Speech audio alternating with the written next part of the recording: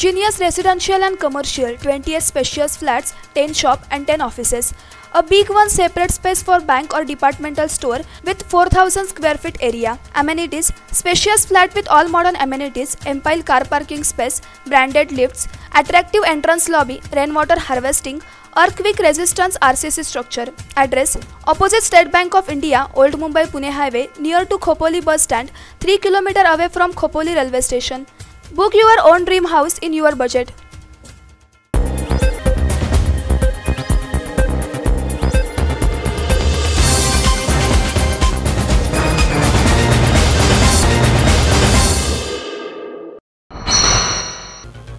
शिवसैनिक पालकमंत्र्यांवर फिदा. शिवसेनेचे 2 नेते भाजपच्या वाटेवर.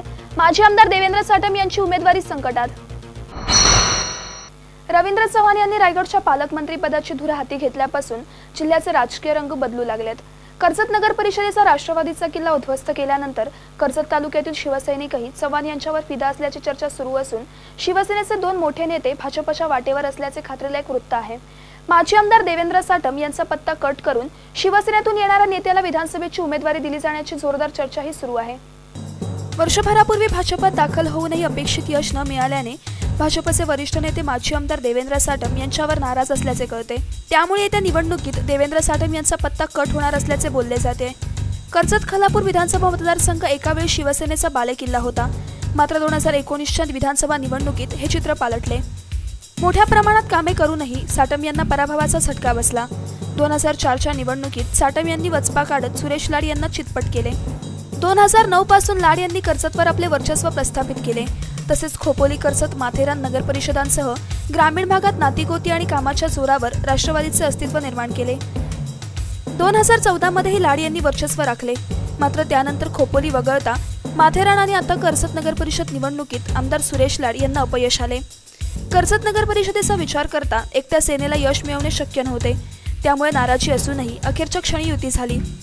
मात्र निवडणुकीच्या व्यूहरचनेत सर्वात मोठा वाटा होता रायगडचे पालकमंत्री रवींद्र चव्हाण आणि भाजप अध्यक्ष आमदार प्रशांत ठाकूर यांचा.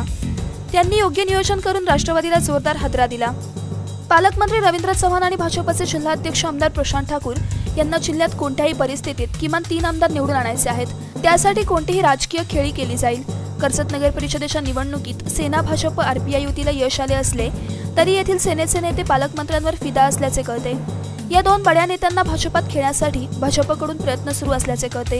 हे नेते भाजपमध्ये दाखल झाल्यास गेल्या वर्षी भाजपमध्ये दाखल झालेले माजी आमदार देवेंद्र साटम यांचा पत्ता कट होण्याची शक्यता वर्तवली जात आहे. भाजपचे वरिष्ठ नेते साटम यांच्यावर नाराज असल्याचे बोलले जाते. भाजपमध्ये जुने आणि नवे असे वाद सुरू आहेत. जुन्या कार्यकर्त्यांना साटम विचारत नाहीत. आपल्या कार्यकर्त्यांची वर्णी लागावी यासाठी त्यांचे प्रयत्न सुरू असतात असे बोलले जाते. साटम भाजपात आल्यानंतरही पक्षाला उभारी मिळाली नसल्याचा आरोप भाजपच्या जुन्या नेत्यांकडून केला जात असून सर्व आढावा घेतल्यानंतर भाजप कर्जतमध्ये विधानसभेसाठी नवीन चेहरा देण्याची शक्यता वर्तवली जात आहे. पालकमंत्री रवींद्र चव्हाण यांच्याशी संपर्क होऊ न शकल्याने याबाबत अधिकृत माहिती मिळू शकली नसली तरी राजकीय चर्चा मात्र रंगल्यात. ब्युरो रिपोर्ट, संवाद मराठी लाईव्ह, खोपोली. श्री गणपती संस्थान महड, तालुका खालापूर, जिल्हा रायगड.